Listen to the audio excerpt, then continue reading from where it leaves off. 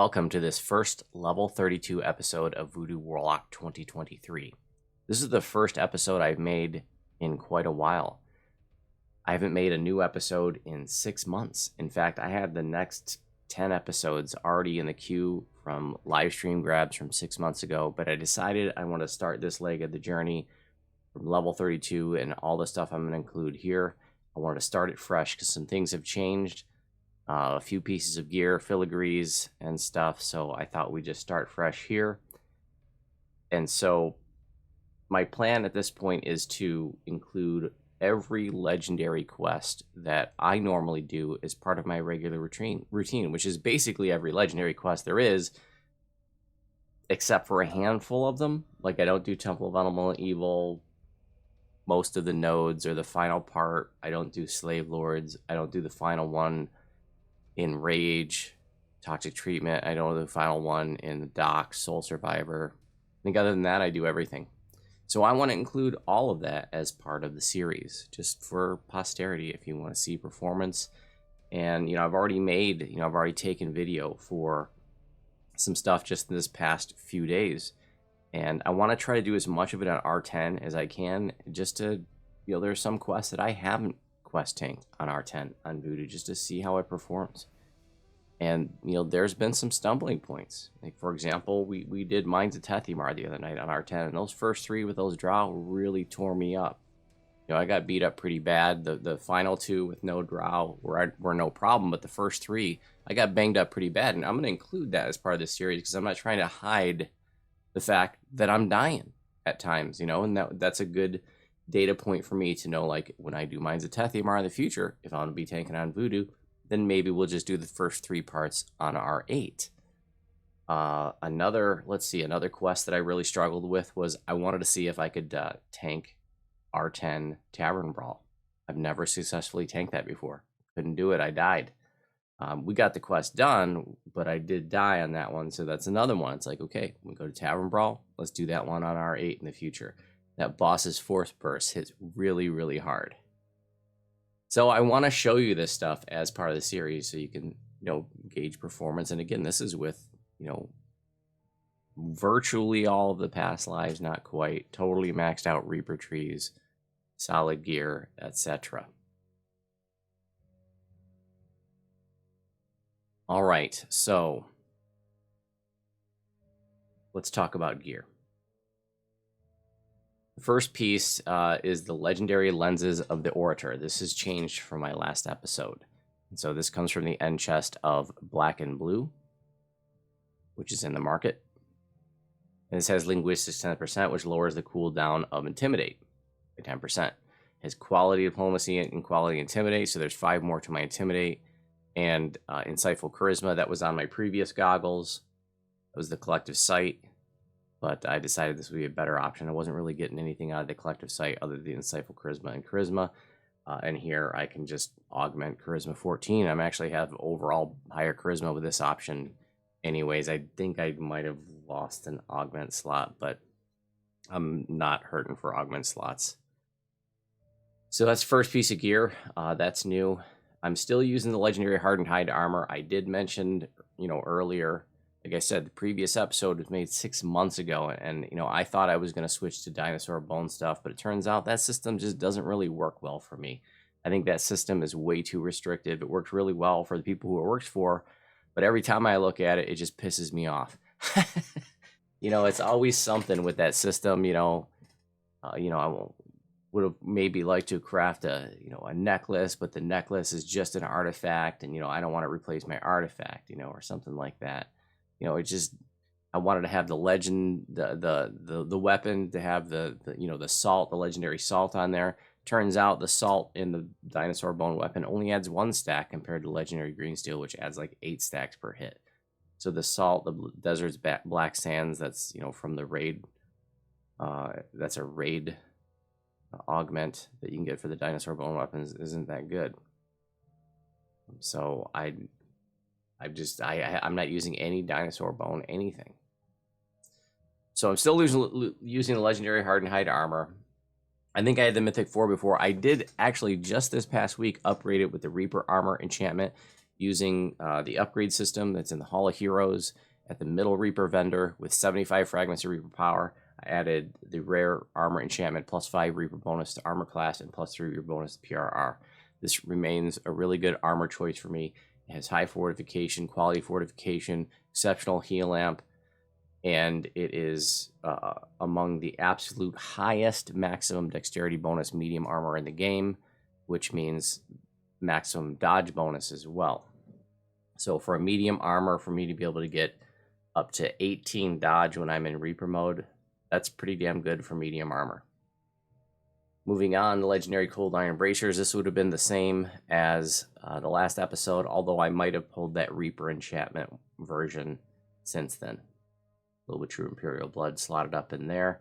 Still using the legendary Nocturne Ring, just the basic one. I haven't found a Mythic or Reaper version. Sapphire Spell Agility 15% in there. Legendary Deep Snow Boots. This might be an upgrade from the last episode. Mythic 3 and Reaper MRR 3. Slotted up with Diamond of Dexterity 12. I don't have a Diamond of Dexterity 14. Otherwise, I would probably want to put that in there. And the Prince's Gauntlets is my artifact. I have Essence of the Mask. That makes me... I have this linked. It's all on my build post. The build post has been updated with fresh stats and stuff. No, this is soundproof. I'm sorry. This is protecting against stunning, dazing, and disorientation from sound-based spells such as Sound Burst and Greater Shout.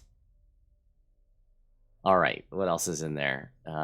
Legendary Demon Heart Emerald. That gives me improved demonic shield. So each time I'm hit, there's a 10% chance that I get 120 temporary hit points. And then Essence of the Epic Litany of the Dead gives me +2 profane bonus to all ability scores. The filigrees that I have in there are Nistol's / Electrocution, +10 MRR, Blood Feast Frozen Wanderer, +10 PRR, and then Blood Feast Healing Amplification Rare, +10 Heal Amp. For my ring, this is still the same. I might have pulled that Reaper version since the last episode. This one's Mythic 3, Reaper 3. Sapphire Crushing Waveguard in there. So this is, where I'm getting my Radiance and Radiance lore from. And I also have 2-piece Summer Set, so that gives me my 30 artifact bonus to MRR. The other piece of the Summer Set is the Prince's Gauntlets. That is part of both the Summer and Winter set.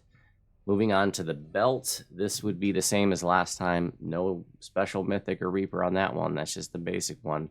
Diamond of Festive Constitution +2. That is a new augment. Didn't have room for it before, but then when I moved some things around, I was able to get an extra augment slot. So it's 2 more stacking Constitution. That Diamond of Festive Constitution +2 comes from the Night Revels Halloween event. Legendary Cloak of Winter would be the same. Mythic 3, I believe this would be new since the last episode. I don't think I had a Mythic 3 in the last episode. Sapphire Dodge 12 in there. Part of my winter set. Lots of great stats on there. And Icon of Bitterwind, also part of the winter set. This gives me superior heroism, big intimidate, big exceptional alluring skills, which helps for intimidate. Topaz of Greater Conjuration in there. That helps with the DC for Ever's Black Tentacles. That's something I could swap out because this isn't a DC build. So that is an expendable augment if something better were to come along. There's definitely a bunch of augments that I don't have, but looking at them closely, there's a lot of them that have long cooldowns, and I'm just not that interested in something that's only going to proc every couple of minutes, for example. Sapphire Stunning 16, that helps the Knight's Challenge throw the boom from Unyielding Sentinel when you throw the Captain America shield, and it hits mobs to reset their aggro and for them to aggro on you. It has a stunning effect, so that's why that stunning Sapphire is there. This is another new piece of gear. Caneth Crafted. So I've got big sheltering on there that covers both PRR and MRR, big spell saves and insightful spell saves. And I've got it slotted up with Legendary Sapphire of Riposte. That comes from Temple of Elemental Evil. And that gives me, that's the same thing as parrying when it's on a piece of, when it's on an accessory like this. So it's +6 insight bonus to AC and saves. And it's a very easy augment to farm out of Temple of Elemental Evil Part 1. You can go into Part 1. There's 2 possible rares immediately south of the entrance and 2 possible rares immediately northwest of the entrance. So literally in less than a minute, you can go check for those rares.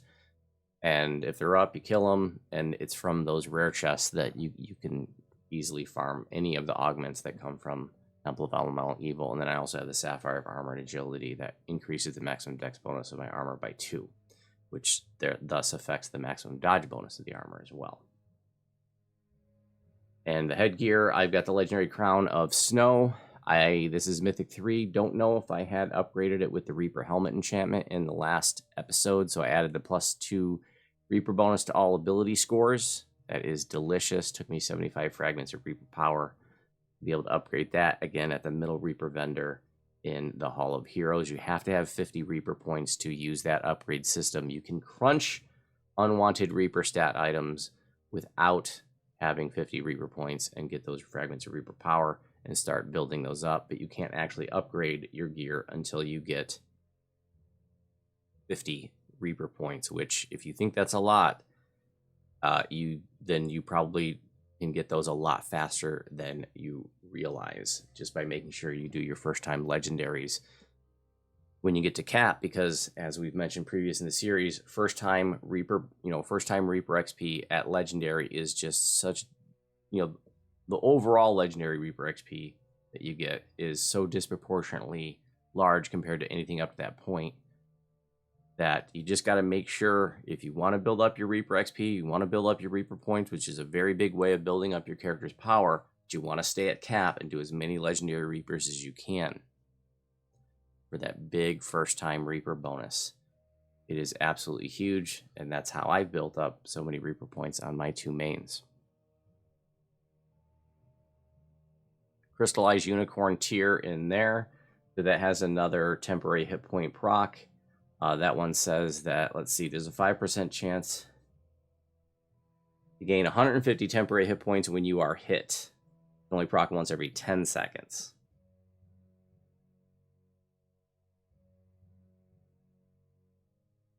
Moving on, the shield is also new. So now I'm using the legendary alchemical large shield. So I got the large shield from, Master Artificer, or a legendary Master Artificer it would drop from. And then I upgraded it at the alchemical crafting stations. And so this is my source of general resistance. That's +11 to my Fortitude, Reflex, and Will saves. It's got alchemical constitution, so there's 2 more stacking constitution for me. Healing lore 22 and devotion 148. For that tier, there just wasn't anything really exciting for me to put on there. So that was probably my best option. I do throw 3 support heals with Healing Pillar, Renewal, and Mass Cure Moderate. So yeah, I'm happy that I've got some healing lore and devotion added onto that. In the slots, I have the legendary Coalesced Ruby. That is my source of general potency. Let's see, the Coalesced Ruby provides potency 100, so that's 100 to each of my spell powers. And then the legendary Undying Sapphire, that gives me 225 enhancement bonus to unconscious range. That's and the Undying Sapphire comes from legendary Isle of Dread chests. I think any chest can drop that, including in the Slayer zones. The weapon, I stuck with the Bitter Edge. I did look closely many times at the Dinosaur Bone crafting system, and I just wasn't happy with what that was going to give me.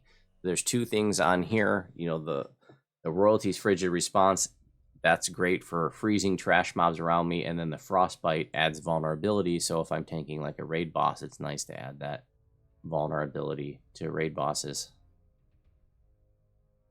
But that's really all this weapon is about. The Keen Icy Blast, that's not doing anything for me because I do swing my weapon, but melee DPS is not a focus of this build. The little bit of DPS I'm doing is with the aura and the bursts. So the weapon is just sometimes something to do in between bursting. And I wanted to mention something too earlier in the series, and the viewer mentioned this to me. I made a mistake in saying that the aura was affected by maximizing power. It is not. The bursts are but the aura is not affected by maximizing power.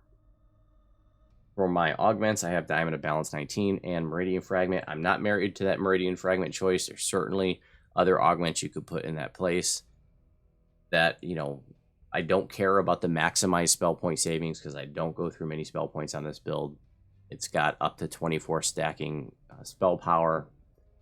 You know, DPS is not a focus of this build. It's just, I don't really have anything better to put in there, you know. If new augments come along with, say, Vecna Unleashed coming out soon, which I hear there are augments coming, maybe I'll replace that. That's not an important piece of this gear set. All right, let's take a look at the filigrees that are in there. So I've got the Blood Feast healing application. Notice that's the same one that's in my artifact, but because it's in two different places, they will both go into effect. I couldn't have the same filigree in the same piece of gear, but I can have the same filigree in two different pieces of gear. Snakebite Grandfather's Constitution. For +2 Constitution, that's the rare version with the extra PRR. 10 heal amp out of the Grandfather's Shield. That's the rare with the 2 MRR. Got the Constitution Grandfather Shield, +1 Constitution, and the rare with the 2 PRR. And Soul Weaver Splendid Cacophony.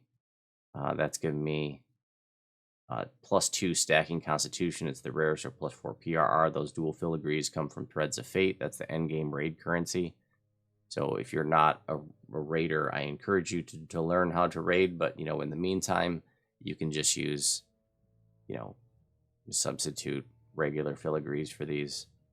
You know, for like this one, you could substitute just a different Blood Feast one, because it's the Blood Feast set that I'm benefiting from.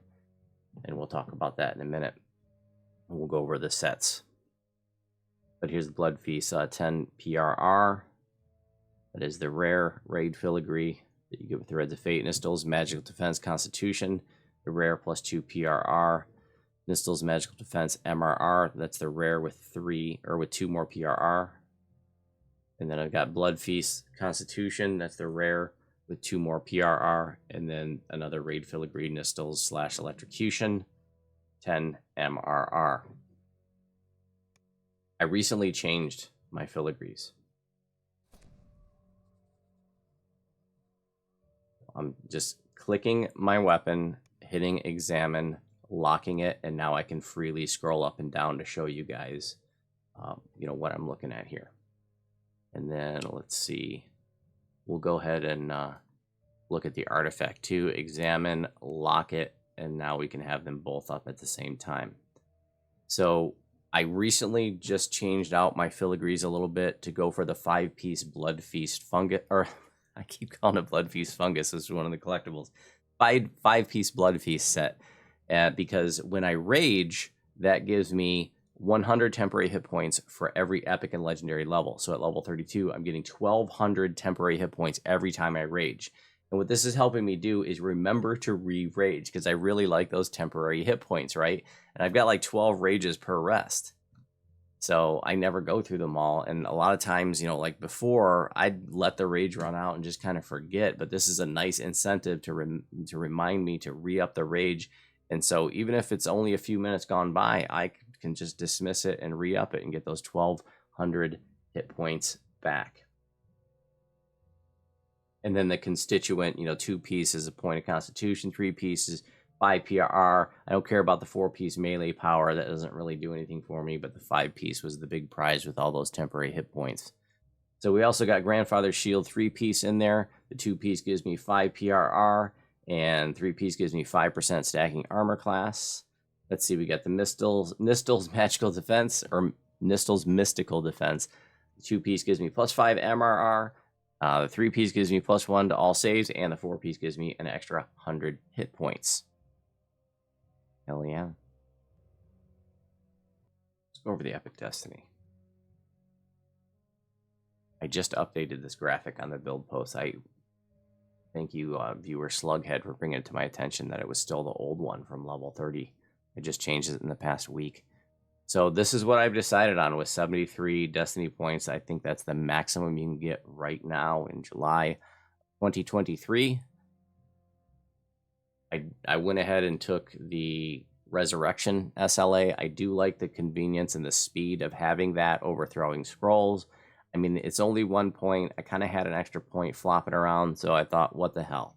You know, I thought I'd try it, and I really like it. But that's definitely something that I could get rid of and just go back to throwing scrolls. There is a new Destiny coming out. I don't know, some Artificer Destiny, techno dance or something. I don't know. I can't remember what it's called. But there's a new Destiny coming out soon. It is not out yet. But there is some low-hanging fruit in Tier 1 that has some nice tanky stats to it. Now remember, if you're doing this build, but you're not doing Shifter, there's a lot of changes that can be made. You know, that Blood Feast set is not something to go for because the big prize there was the 5-piece with the big temporary hit points while you're raging. Well, if you're not a Shifter, then you're not raging. So, you know, use something different. And if you're not a Shifter, you know, and the Beast-Tide Shifter like I am, then you don't need to take Draconic Incarnation to have the ability to cast while raging here. So, you know, if you're not raging as a Shifter, then, you know, you can use something else besides Draconic Incarnation. Maybe you want to go with the new, you know, the upcoming Destiny for Artificers and get some of that low-hanging defense that's in Tier 1. I looked at it, it didn't look like there was anything in Tier 2, and it's pretty steep investment to work up to some higher tanky stuff. But, you know, it's something you might want to consider. You could be less invested in Exalted Angel and have this upcoming Destiny in place of my Draconic Incarnation and go for some more of the defenses there.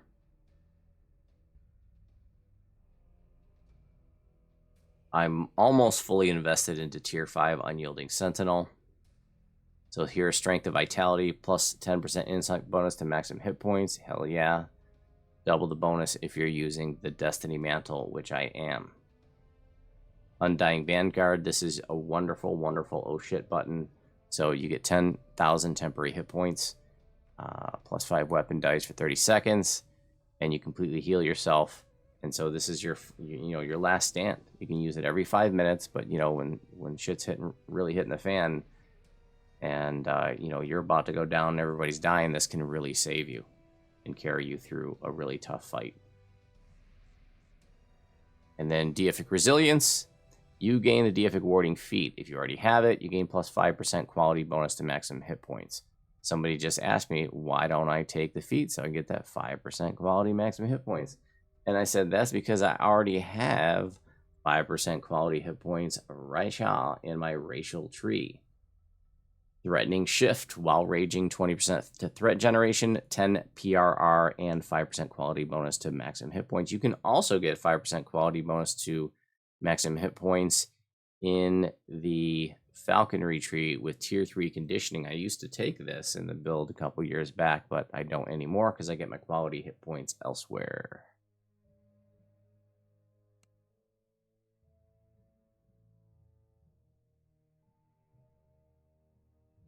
I did work up to Tier 4 in the cores.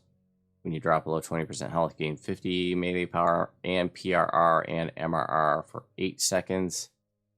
And you apply heal spell to yourself as the divine spell 4 times over the duration of the effect. This can only occur once every 5 minutes. Or if you have the Guardian Angel feat, once every 3 minutes. Guardian Angel might be an option for like a wisdom. I used to take that in Ginger, which is like a hybrid druid caster tank, and that's a wisdom based thing, but I don't think Guardian Angel would be a good option for this. In any event, over here, Core 4 Heavenly Blessing. When you finish an angelic charge or leap of faith, you or allies near you take 1d6 plus 2 plus 1 per caster level positive healing. Scales with spell power. So it's just another little source of supportive healing. All right. Reaper points. They're still maxed out. I'm up to 177 Reaper points now. You need 156 to max out all your trees. There's not really anything new to say there. course, at level 32, I increased Constitution. This is a Constitution-based build, and I increased Constitution every step of the way. There's my character sheet. And the only other thing I can think to mention is I did pick up a couple of summons clickies. This is Dr. Lifestone's Hunting Horn. This comes from the Skeletons in the Closet raid. That's the Isle of Dread raid. And this has a summon a random dinosaur clicky. You can get a Triceratops or a Raptor or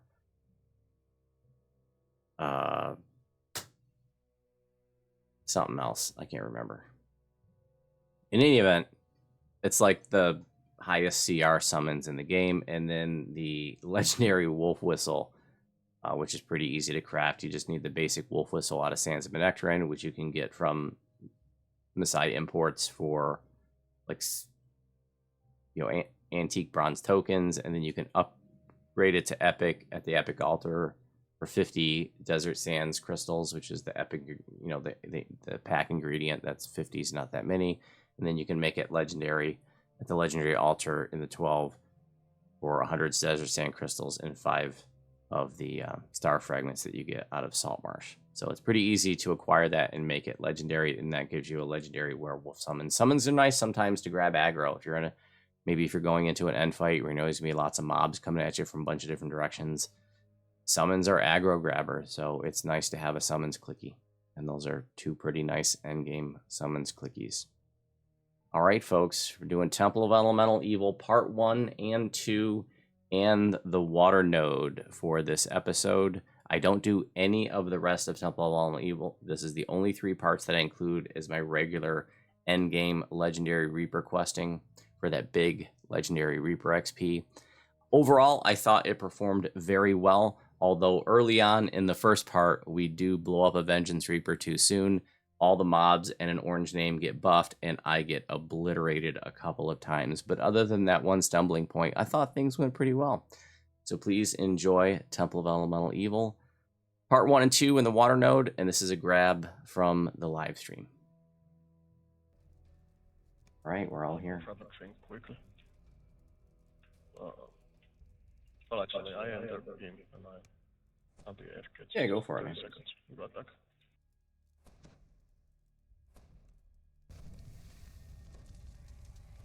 I should have grabbed an XP pot. I don't think I have any on. Oh, I do have some on me. 20%ers.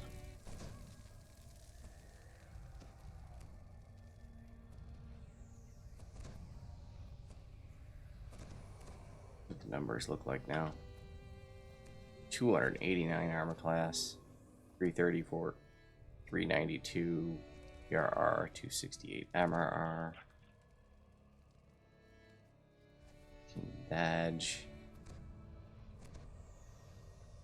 6,494 hit points.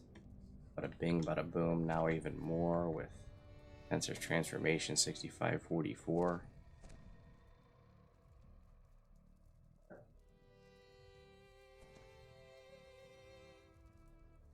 $88 out.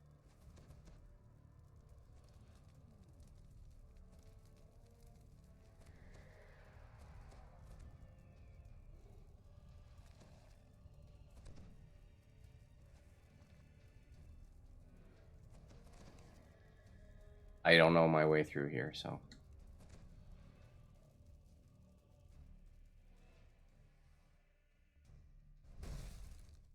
Relying on Nimvind or whoever to guide us. We got incoming mobs from 2 directions.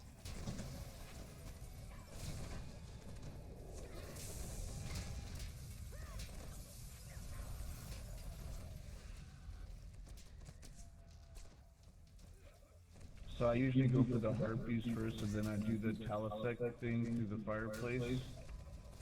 Oh, I was farming the first 4 rare chests out last night. I got my riposte ruby behind us. I really need to release my video on how to farm chests out here. It's easy. There's 4 rare chests right at the start. I mean, 4 possible. Yeah. I made a 3-part route where, if depending on how much time you have, you can farm this really fast, or you could take a little bit more time, and you can get up to 20 chests with this route that I made up. The nice thing about just doing the first 4 is you Take can do next to no fighting and check the chest and just fight a 3rd chest, and if there's not, detour the hell out.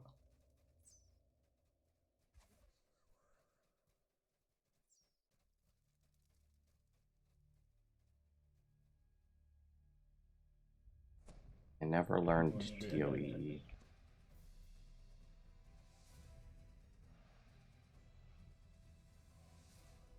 Yeah.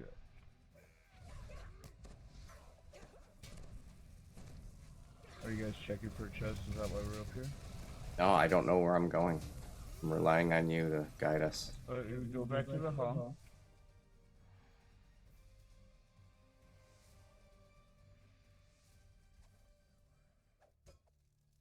In this room right here, there's gonna be a bunch of harpies. Get your cream ready.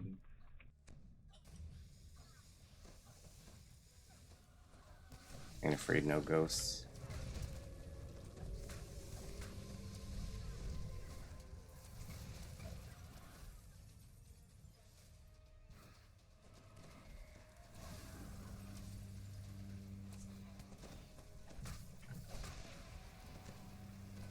Be careful with other doors around here, because you can track in mobs to this room that we don't have to fight. Like these undead mobs. 4 days off, nice. Sorry that we filled before you said anything, Gijo. This is a surprisingly fast fill. We can detour from here.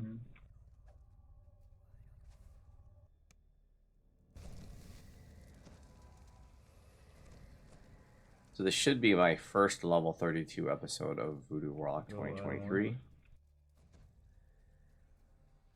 Which I hope to get posted, you know, in the next, well, before the week's end.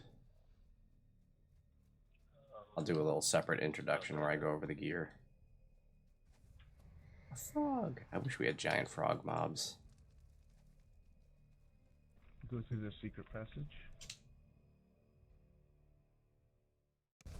Oh, you're using Go this through one. this method.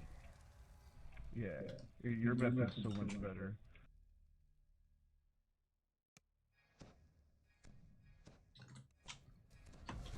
You know, I usually just go straight to the ballista and just manhandle it, but going from behind is way more romantic. Benji. And a carny. Mobs behind us. Everything's dangerous. Oh, why? Why?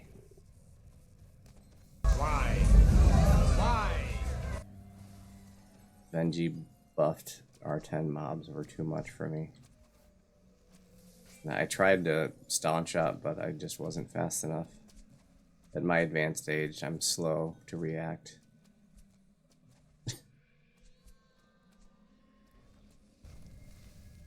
Slug had my epic destinies already posted in my build post.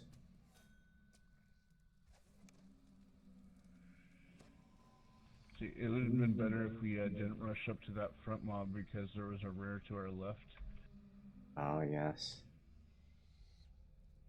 See, in TOE, it's actually, you have to act like you're crossing the street. You gotta look both ways before you run forward, because you can get crossfire.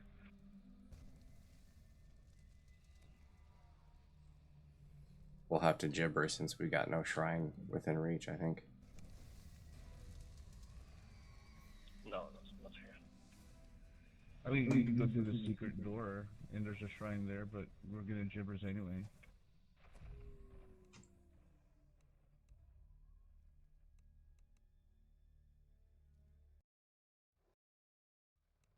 I'm ready for race.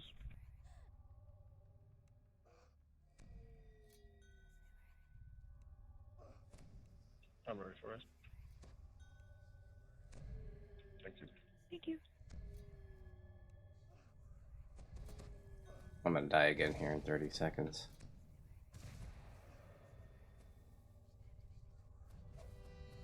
Mustang, good morning and welcome. Gary, good morning and welcome.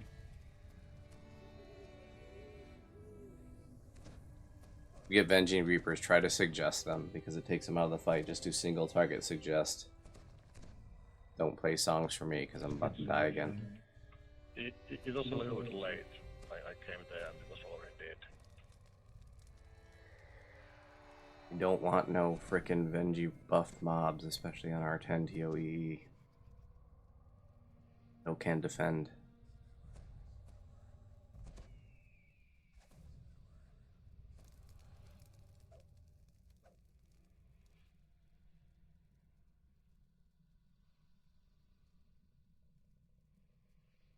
Yeah, my build post right now, Slughead, is like 92, 98% accurate. I just need to update my new necklace and maybe an augment or two. And update the fact that I have the Reaper bonus on my armor now.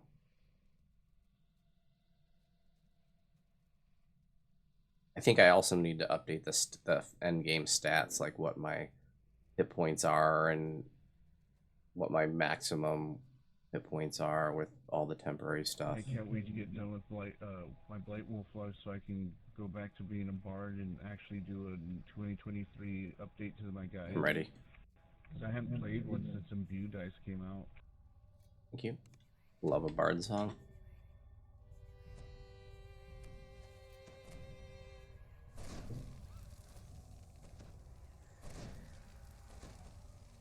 Drop out of stance because I died, so I gotta reactivate that. Yep.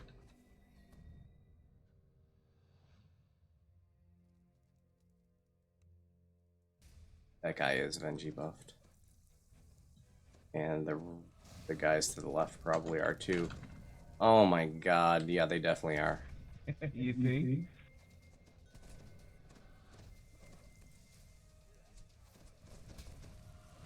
Take him back to the prison.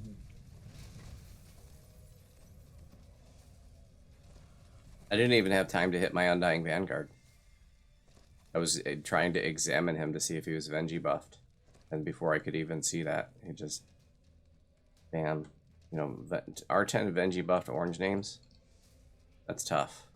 I can't survive that. As I've just demonstrated.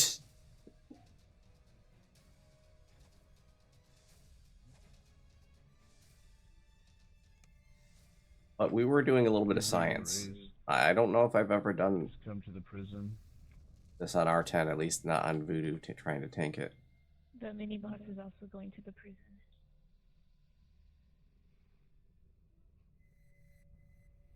I'm ready for raise if that's an option. I'm ready. Coming in. He's kind of at my door. I'm jumping over now. Thank you.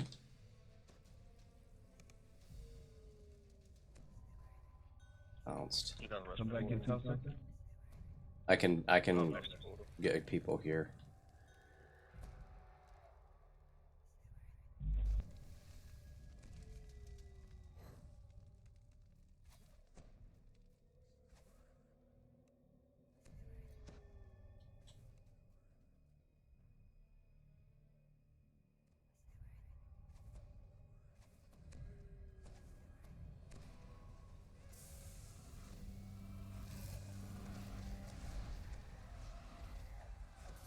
And that guy was a jerk. Good job.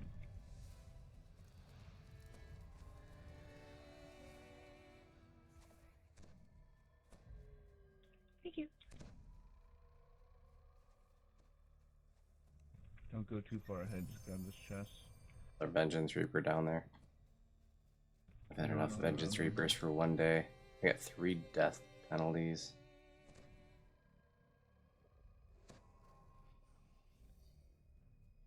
Look left and right, and then we're gonna go right.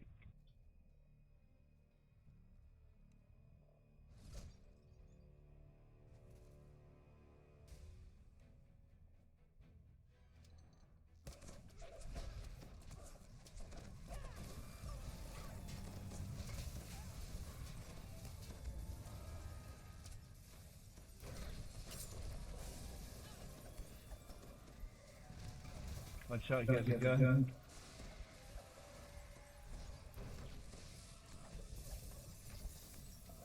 Just wasted a couple of jeweler's toolkits in the last couple of days because I put the Snow Peaks Ruby in my weapon thinking that operated on That's right. harmful spell casts, because I was thinking, oh, it'll be another freezing effect on my auras and my burst, but that's only for when you physically hit with a weapon, so I took it back out and put my Meridian Fragment back in. Meridian Fragment is not an augment that I'm married to. I just don't feel like there's any other good options. That's definitely a highly replaceable one. That's just a maximum. I don't care about the cost savings on maximize spell because I don't go through mana on this tune anyways. But it's, you know, up to a maximum of 24 stacking spell power. Spell DPS, you know, DPS isn't a focus of this. Is a more tanky build, but there just isn't anything else more attractive really for me. I've got pretty much everything covered that I want to.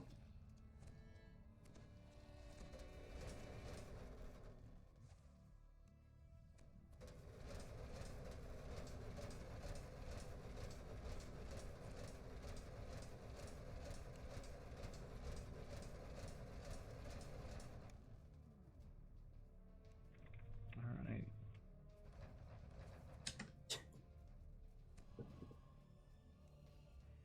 The Family Reaper.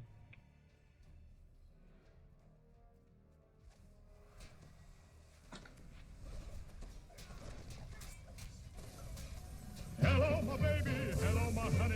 Hello, my ragtime gal. Mikey Raffle Waffle, good morning and welcome. And Xander Quinn, good morning and welcome. Thank you for the follow and welcome to the channel.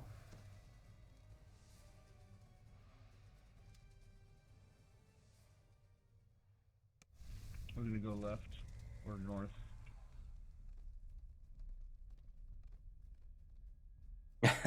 That's all right. You did now. Appreciate you.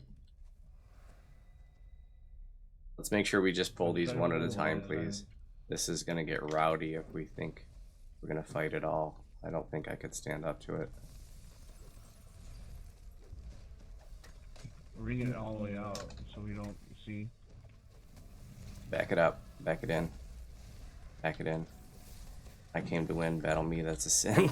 We're getting 3 soon. Oh, we're about to get 4. Back it up. 4. That's why you're supposed to pull them out one at a time. Well, I got my Undying Vanguard, which I have not used yet. This is science right here, folks. These mobs hit really freaking hard. And I really don't know. I've never tried to stand up to these on this character before, on R10. So this is absolute science happening.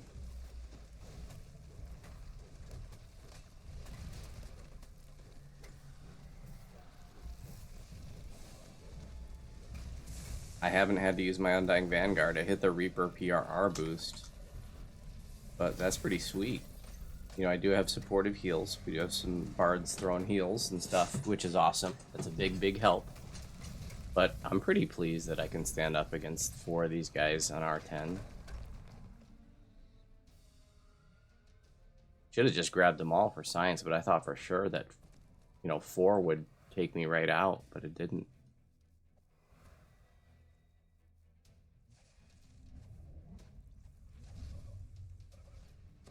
My saves at all, got all my saves to 100 or more. That is so delicious. I've got no fail saves on a roll of 1 for all 3 saves between feats and epic destinies.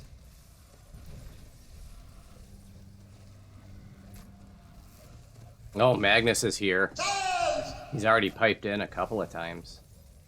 He is always so excited about science.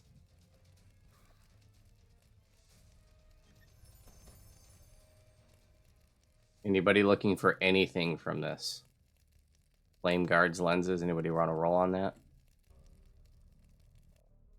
Dinky. I don't see a chest on the other side, so we can actually go where we came from and just go south from there to avoid more fights.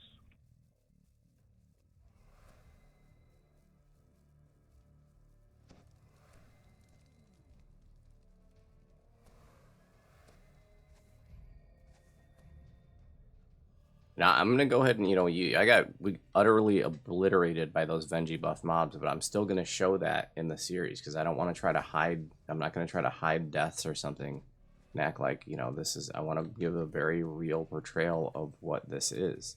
If I can't stand up against Venji buffed R10 mobs, then I can't, and that's fine.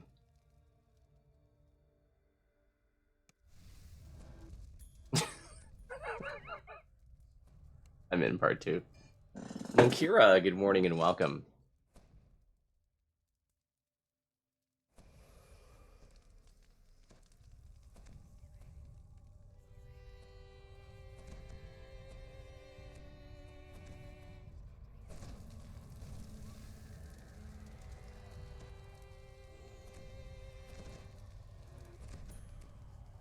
$110 con, fully buffed and potted.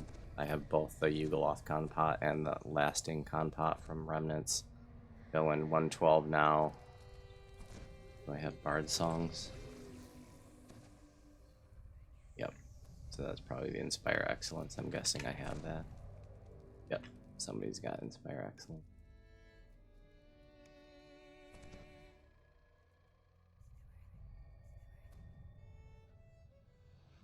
Alright, so just what? Jump down, grab the thing in D-Door?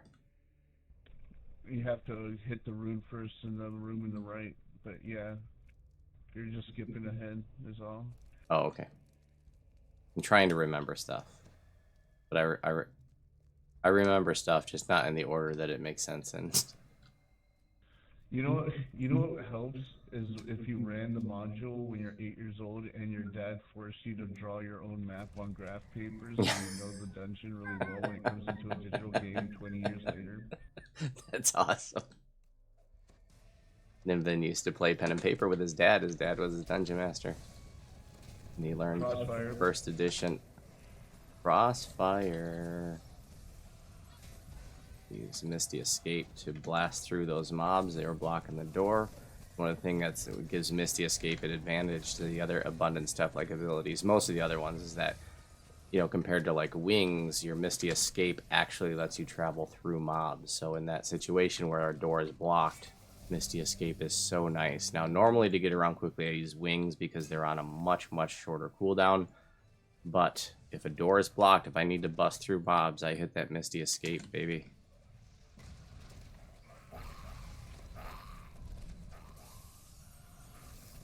Tammy.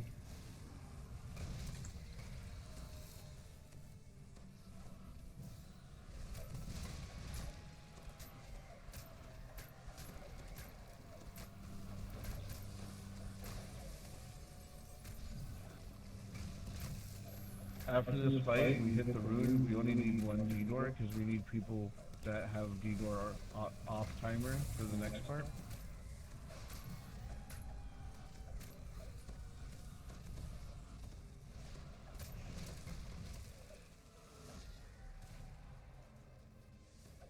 Here at the Uncle Voodoo Morning Show, we do not recommend lighting off fireworks in your mouth. And everyone take it?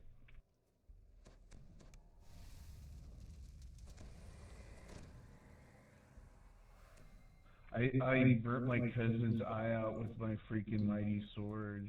It was so bad. I can't wait to show you guys the video. We don't need to go down there, just one person. Make sure you take the D-Door. I have it here. Alright, cool. Then we can go play with fire and water. Remember to look both ways, because there's a Doom Reaper to the right. We want to fight it? Eventually we're gonna have to.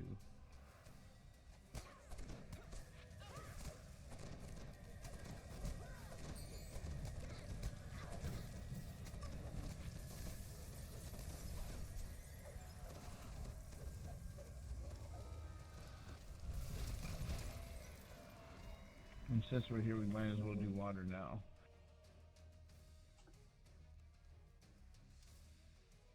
So we just cleared this area, and then one person can just grab the key and D-Door again.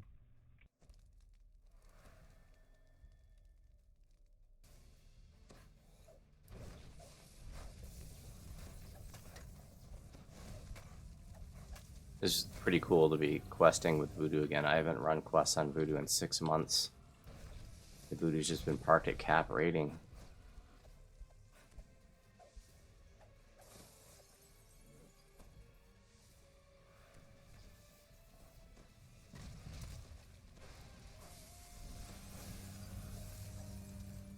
Alright, so one person only has to go down this hall in the south I can do it.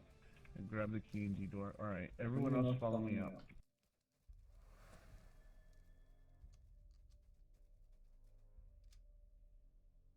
So, since you're an expert at the pen and paper map, is this pretty close? Yes. It's pretty close. It's pretty close to more modern iterations. The original iteration had like werewolves that were trying to trick you out of your loot, and an ogre that thought he had to pass through a cursed hallway, but he really didn't. It's really funny stuff. It was more espionage. That water cube in there, that's as the module dictates it too. And this too, they just want money. I had a pretty good day of support yesterday, so I'll cover the plat. Yeah, you killed it, man.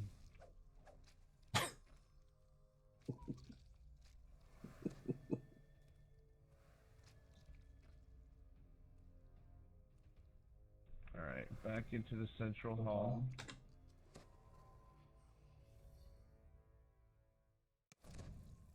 Yeah, we had 2 big hype trains yesterday, a couple bonus hours, we did a raffle.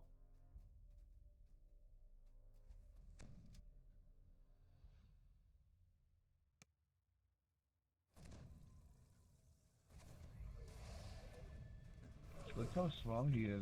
I thought he was way bigger. I don't think there are any large owl bears or huge owl bears in the game, are there?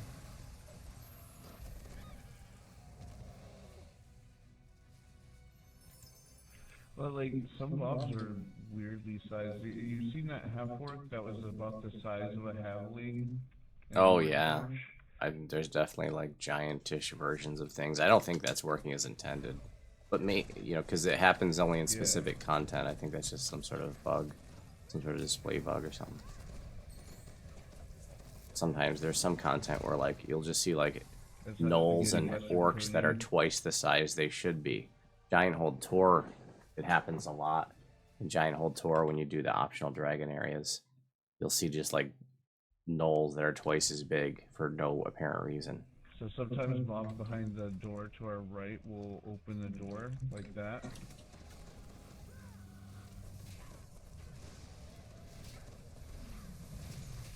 Which the devs supposedly fixed like 6 years ago. Like, mobs shouldn't be able to open doors on their own. You know, like, here we go.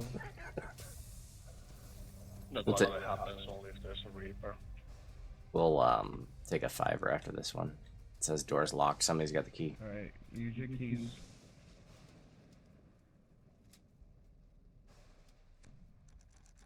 Use keys to open doors. Yep, save keys to open doors, folks. We tell you it all the time. Don't just throw away those keys. They've got a function. You can use it to open a door, maybe a chest. Save keys to open doors.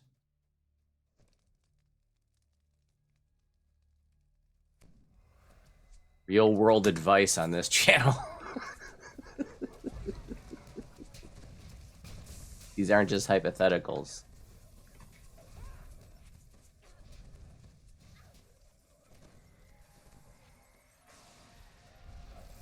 These are real keys and real doors. It could be a princess locked behind a door, maybe in another castle, right? You never know.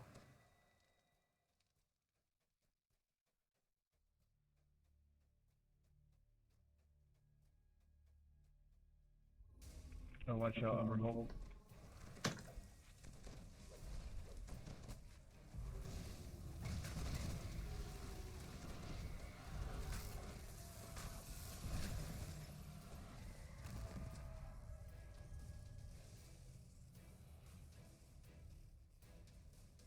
Alright, we're fine.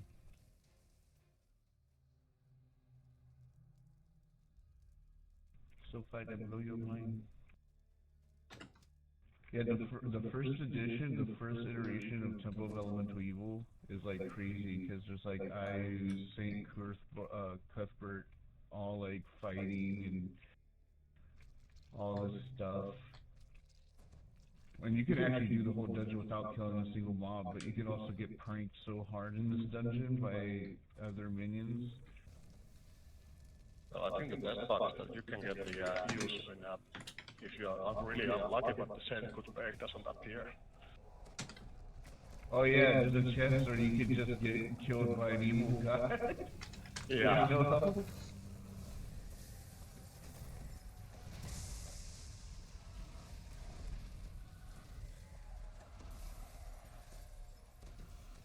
Alright, we gotta take water out. There's also two entrances to TOEE. Like, if you know, when you're about to enter the golden doors, if you go right to a broken tower, you can just go straight down. I mean, there's a pretty hard mob fight in there, but you can go straight down and get the artifacts way quicker than go through the whole dungeon.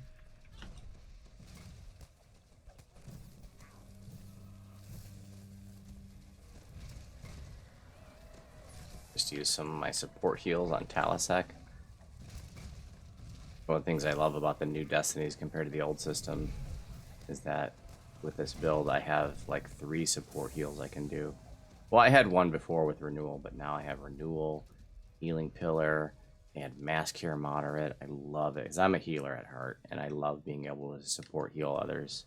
I definitely can't play a role of main healer with that, at least not on like our 8s and 10s. Well, I mean, actually, definitely done some R8s without a healer, and with the little heals, depending on the group, have done quite well.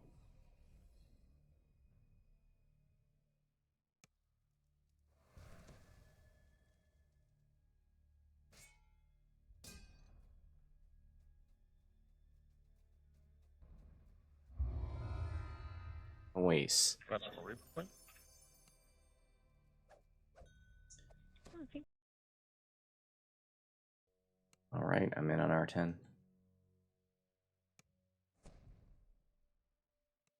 So it looks like U60 is going to be late July, early August. My remnant potion still going.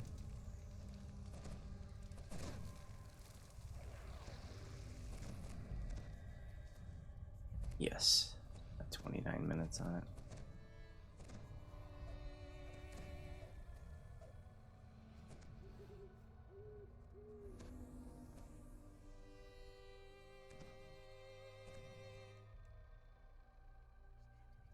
Just let us know when hard songs are done.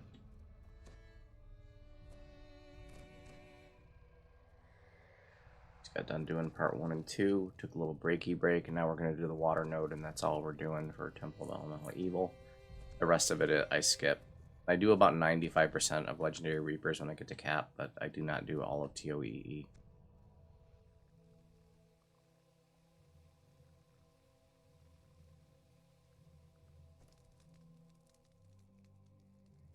Kadunim is saying, you know, on R6 they're pretty easy, and I'm sure they are, but it's like already doing like over 100 Legendary Reaper quests every life, so I don't mind leaving a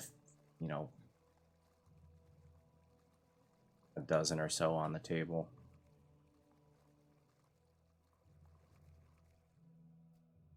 Venji. Here. Fear.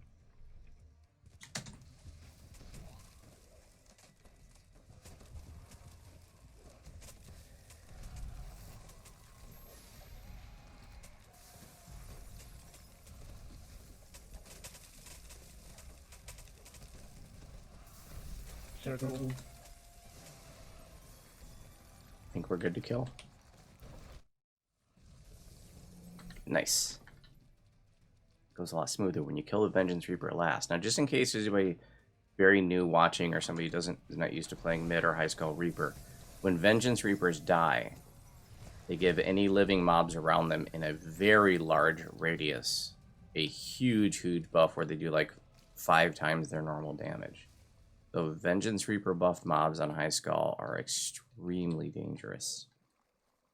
So you want to try to kill the Venji either last or very far separated from everything else.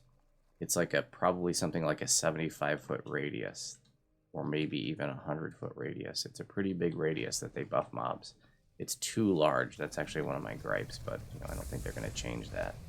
I just wish it was a little bit more reasonable, like maybe a 50-foot radius or something.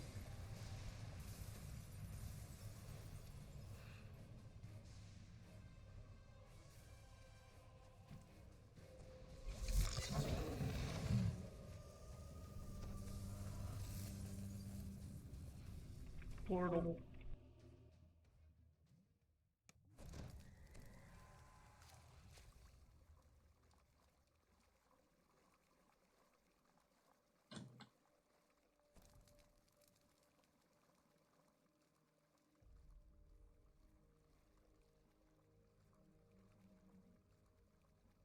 The dragon wings work underwater.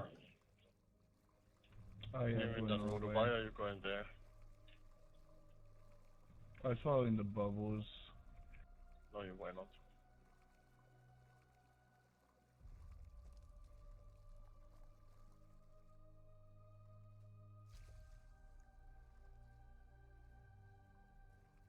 Let's try this again. So, the thing is, you go all the way south. Oh, I did see the blue ring.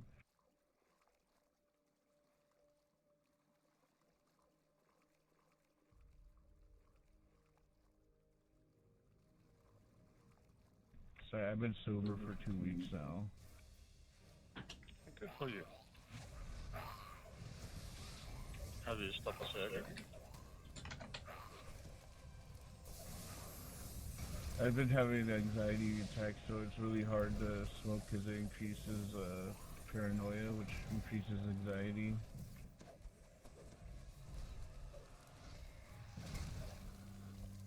Don't you have medication? Not yet. Hopefully soon. Remnant. Where's Nimbin Stone? Wow, you died in the water?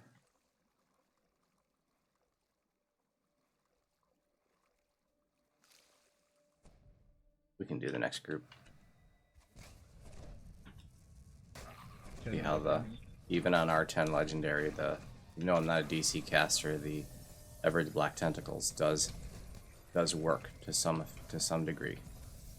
Because the DC of Everard's Black Tentacles there's a strength check involved too, so it's not your standard DC. But even though I'm not a DC caster, my Everard's Black Tentacles still has some value.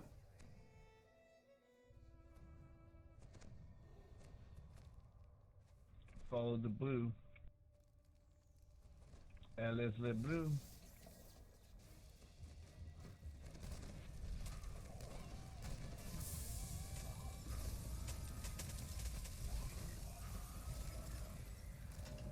Bloater. Somebody asked me on one of my YouTube videos recently, why do I keep going for remnants? They're like, you've been playing for a long time, don't you have don't you have enough of them? I go through my remnants like crazy. I'm constantly running, elixirs, lasting elixirs of constitution, and then caster stats when I'm doing legendary reapers. And those are like 350, I think, remnants each. And then, of course, all the tomes, the PRR, MRR, spell power tomes. I don't even have +4s on all my tunes. We keep going east. Doom You up keep going ahead. straight, yeah. Doom Reaper's not Gotta activating. follow the blue. Oh, he's stuck on the frozen water elemental. That's awesome. Doom Reapers are dumb. And you can use their artificial dumbness to your advantage. They can't port, they can't... if you're on a ledge or something, like, that one was just brain dead. Venji.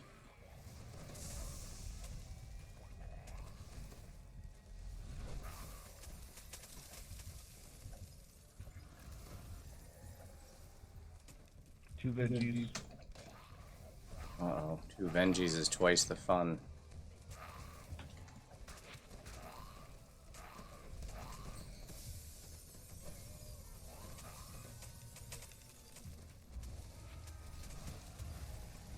As soon as one of those pops, I'm hitting my Undying Vanguard. Circle.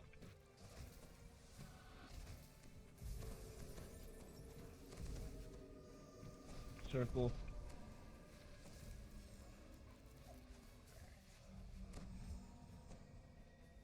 Got 1 mob left. And 2 Vengie Reapers.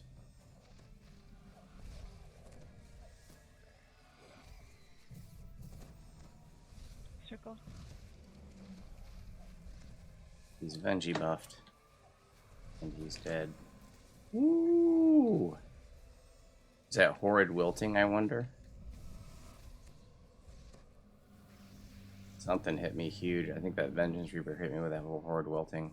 It's a hard one to mitigate the damage for. Circle.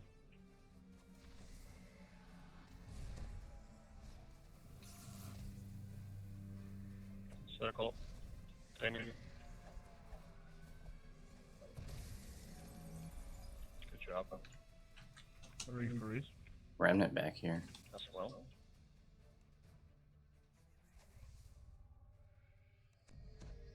Thank you.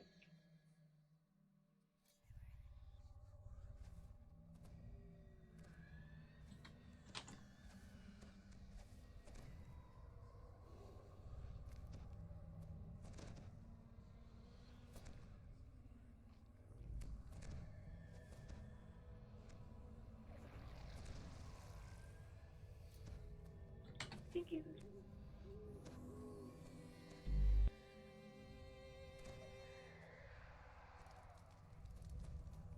Get your Remnant in the back if you didn't already.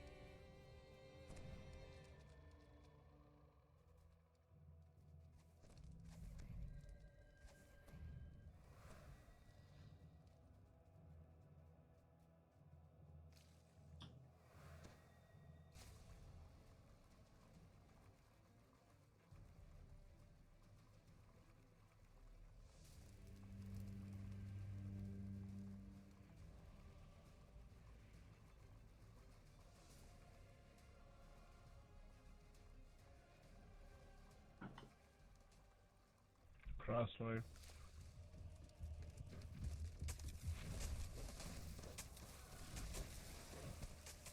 Crowd surfing.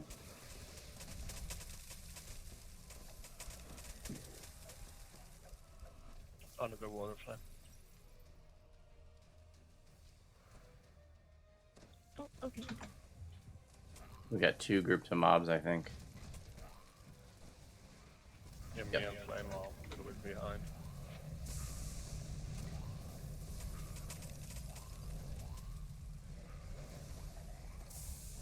Ear Reaper.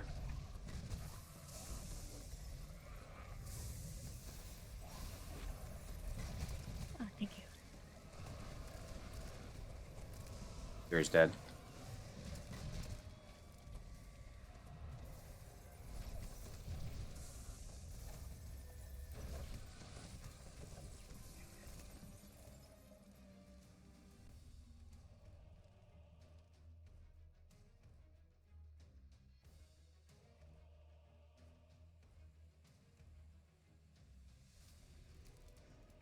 Support all here. Voodu come back. Carolyn has redeemed Start a Gimme 20 Push-Up Challenge. Look at all these remnants I missed. We'll have to do that after Quest. Please remind me.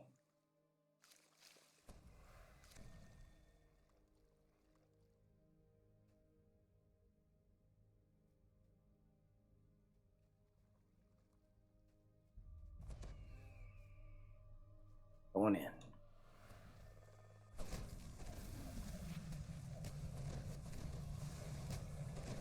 lot of these bigger groups when I jump into them and my Reaper PRR boost. Extra 30 PRR. That's nothing to shake a stick at. 30 seconds.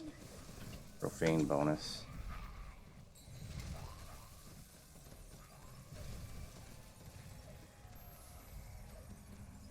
Got those loose mobs down there.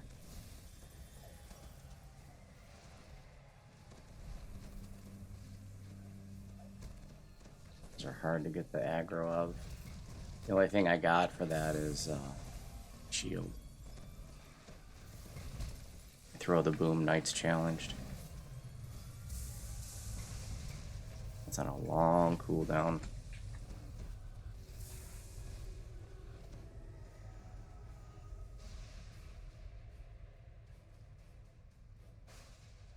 That stone.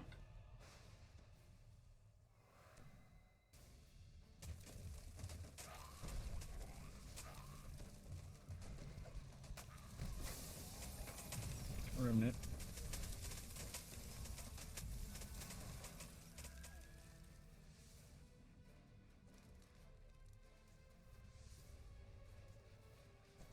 Through the portal.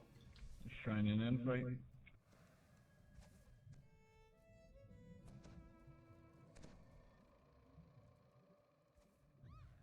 Refresh my rage.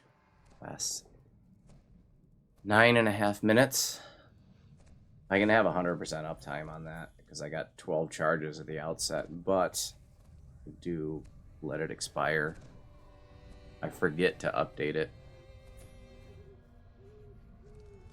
sometimes. But when I think about it, you know, if it's getting, you know, even if it's halfway down, if I'm thinking about it, I'll just go ahead and dismiss it and re-rage just to refresh the time on it. If I got enough rages, I mean, if they last 9.5 minutes each, and I have 12, I mean, you know, that's a lot of minutes. But it's whatever 9.5 times 12 is. Like an hour and a half of raging. And then you get them all back when you shrine, of course, but you can do any quest without shrining. And I don't want to shrine on this build. I don't go through mana, so I don't need to get my mana back. Unless I had like a bunch of death penalties, I'm not going to shrine. Because when I shrine, I lose all my charges of tainted spellcasting, or what are called my depravity counters. And that's what, you know, I use to staunch up with. I'm going to do red fire shield. You won't be able to see it because I have it turned, the visuals turned off, but that's going to absorb 50% of cold. And it's a white dragon, they do cold damage, so. Lock the dragon slam so I don't get knocked down. A little bit of extra narration because this is going to be part of my Voodu Warlock 2023 series, and I'm really trying to, you know, give, you know, little tips and advice here and there for folks who are a little bit newer, maybe tanking, just the little things, the little details that are helpful.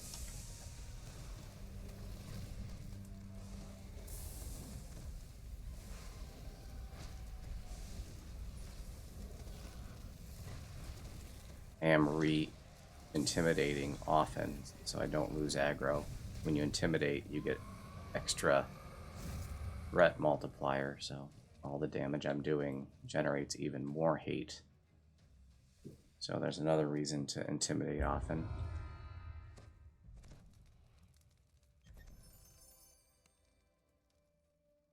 Good job, guys.